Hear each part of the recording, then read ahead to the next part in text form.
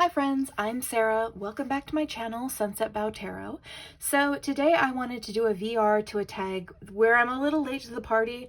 I think this was going around more like a month or so ago, but I figured better late than never. So I'm going to do a response to the tag Only 10 Mass Market Decks. This was started by Thea over at Garden Goddess Tarot and Meg at Rose Honey Ritual, two absolutely fantastic tarot tubers. I will link their channels down below. So this is a really fun tag where you just go through and talk about if you could only have 10 mass market decks, which ones would they be? So I thought, let's go ahead and take a look at my picks for that list. So this will probably be insanely predictable to anyone who has watched my channel for even 30 seconds. But my number one pick for a mass market deck would be the Touchstone Tarot by Cat Black. Now I do personally own the out of print copy of this deck. So this is a version that was published ages ago by a publisher called Kunadi, which went out of business a long time ago. And so this Kunadi edition of the deck has been unavailable for a really long time. But this deck has been picked back up by US Games, and so it is once again available in a mass market edition. So this is officially a mass market deck, and this is absolutely my soul deck. I love this deck so much.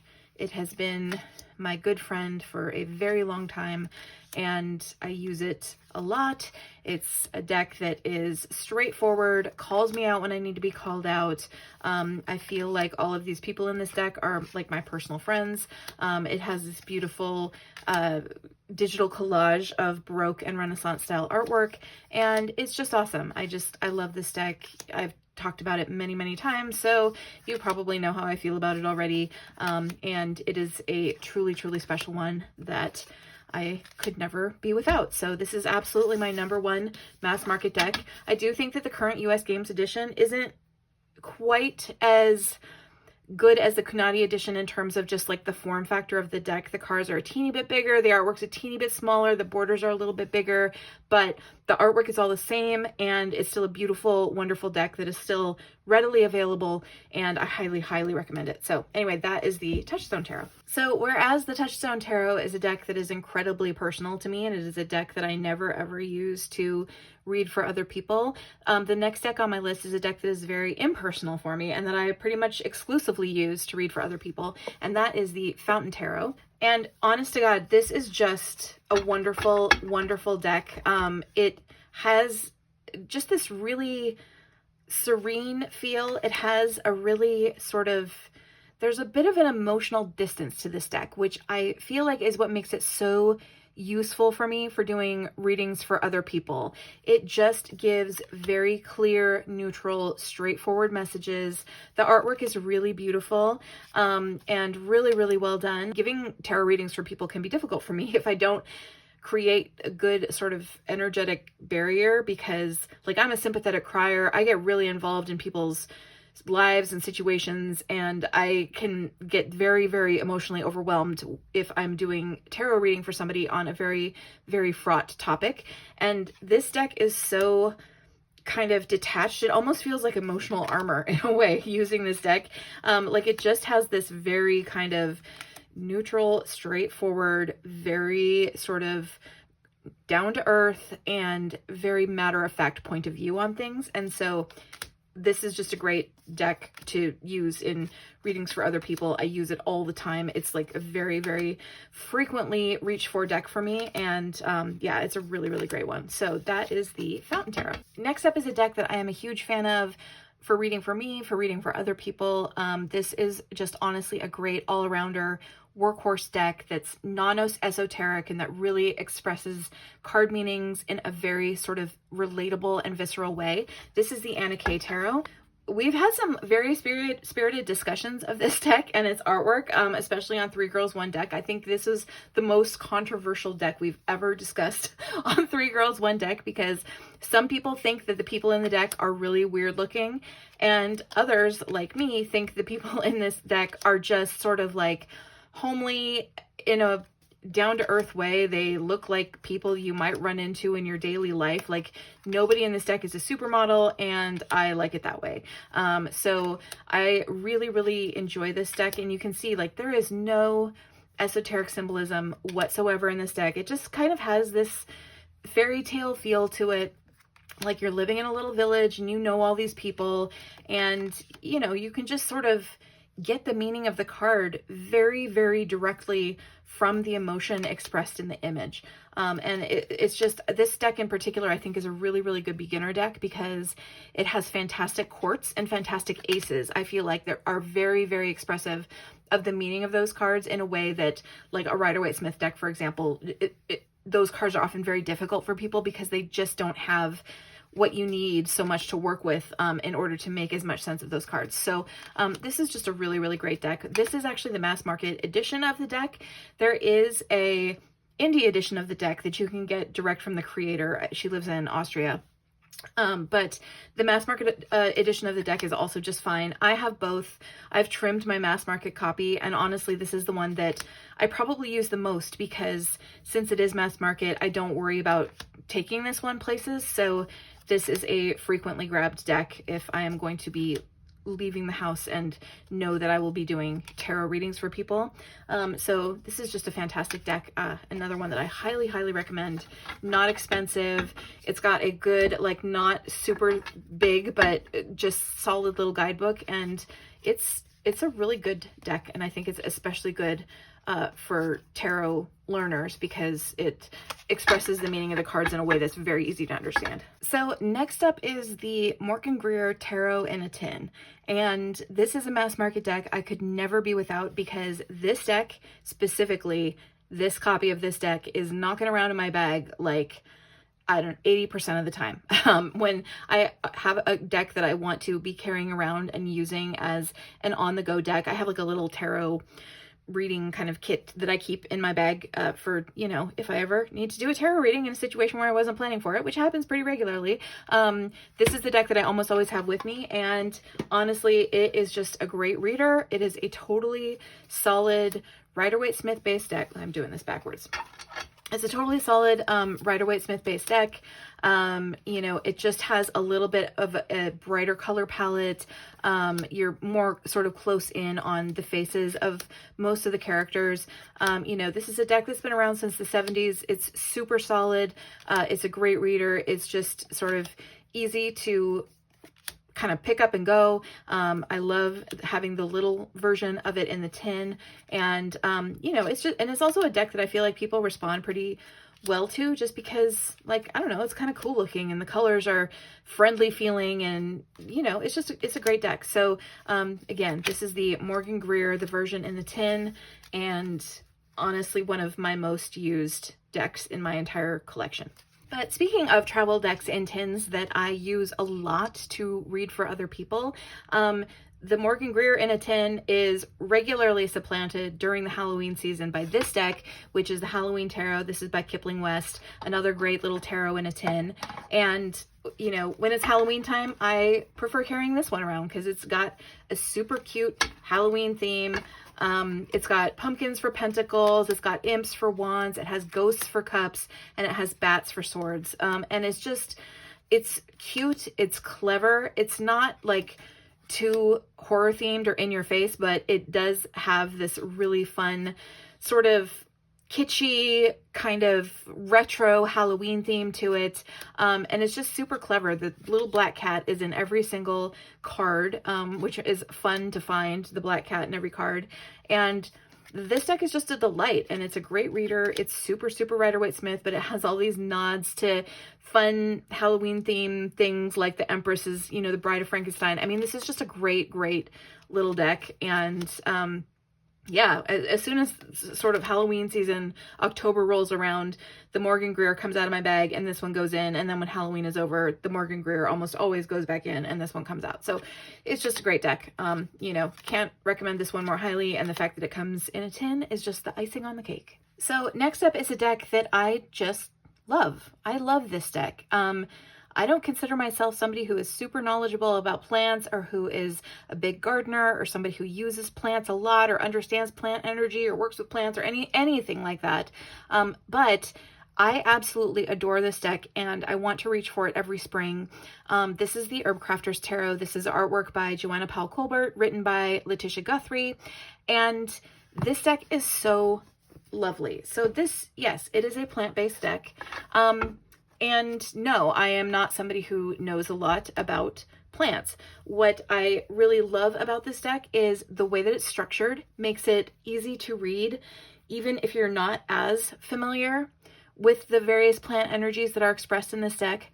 The guidebook of this deck is really, really good and makes you understand, you know, what the thought process was going into the selection of the particular plant for each card. And you can see Joanna Powell Culver's artwork is just so detailed and beautiful and soft and organic feeling. And I love the artwork of this deck. It's so inviting and it just really brings you into the natural world. And it's just so, so special. So I actually do feel like I've learned quite a lot about plants just from using this deck. I always use it with the guidebook. You know, I always reach for the guidebook when I'm using it. This is one that I really only use for myself personally.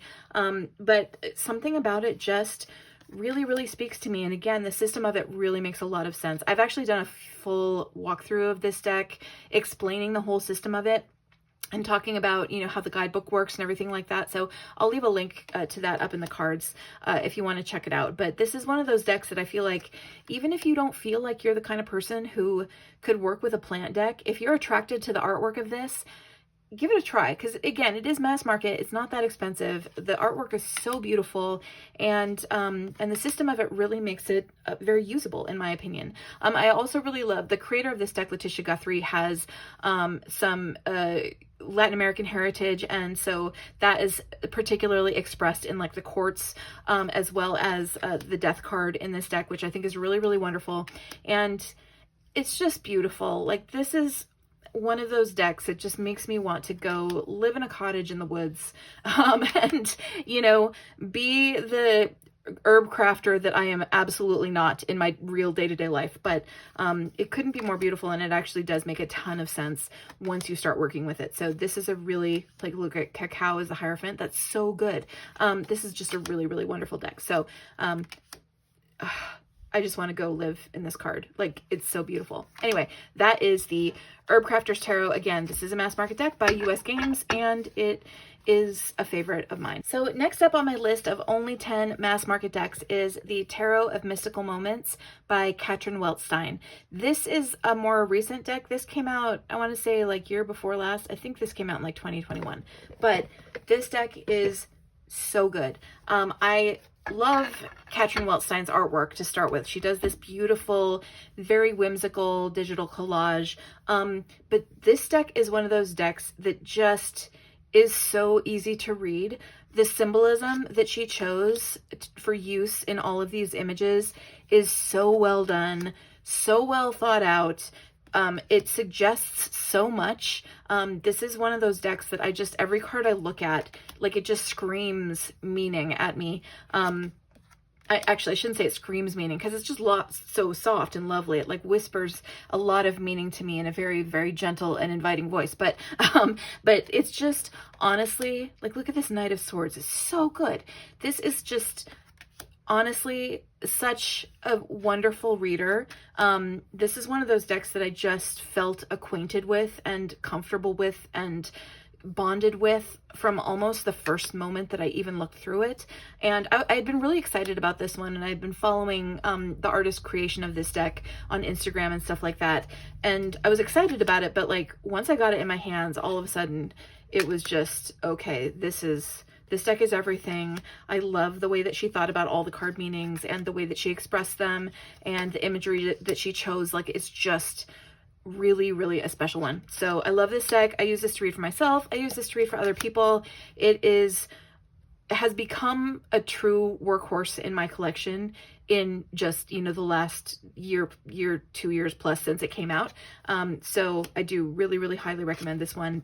This is a wonderful deck. So again, this is the Tarot of Mystical Moments by Katrin Weltstein. So next up on my list of mass market decks is the Greenwich Tarot.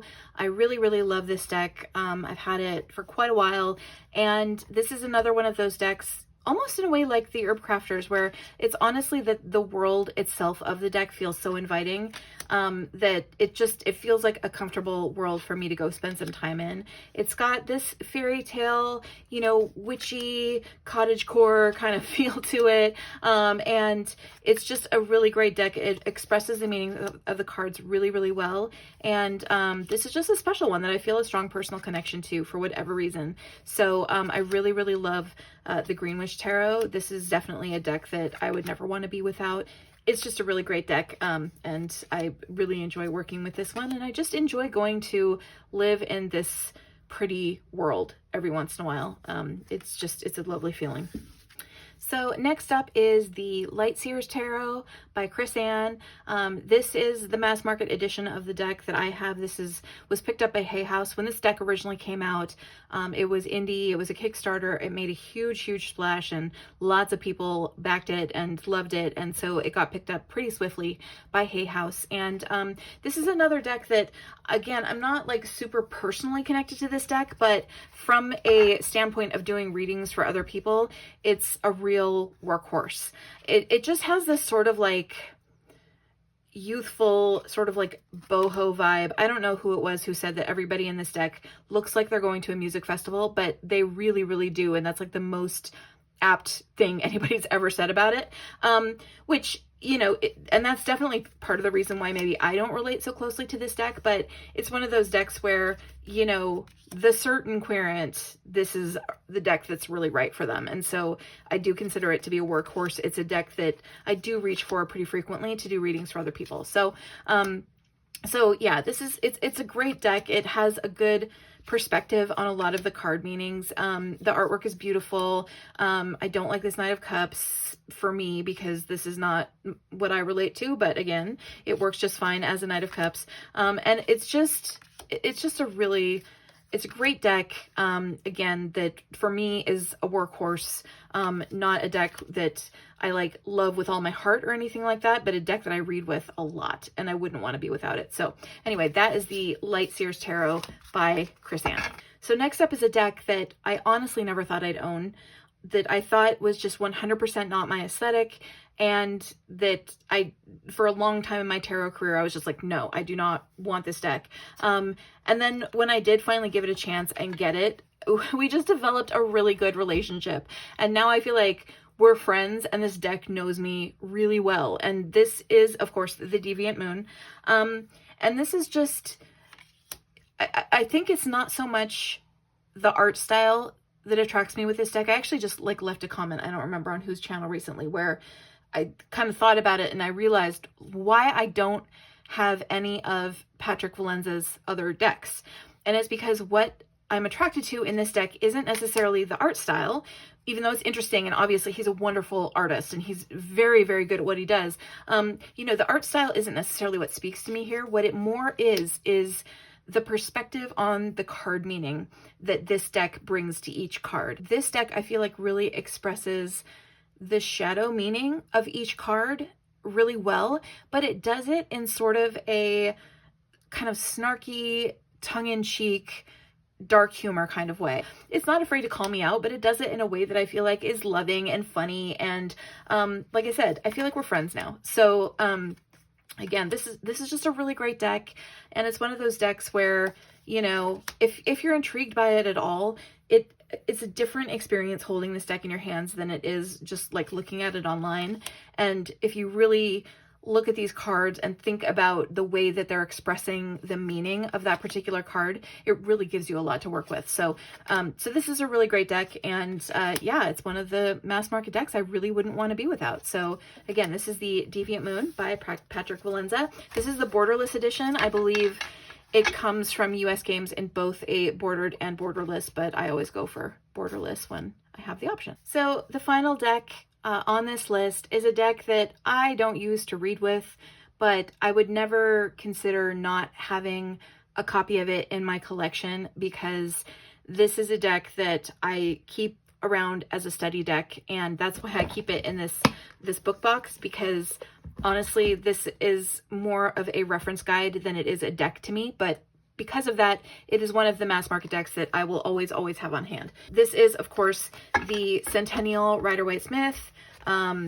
So this is a US Games edition. I really like this one because it tried to replicate more of the look of an actual antique looking deck. It's just honestly important to me to have just a very solid Rider-Waite-Smith deck as part of my collection, even if I don't read with it. And this is just a really, really good one. And it's a really good edition. I really like the colors. I really like how the edition was done. I like the backs.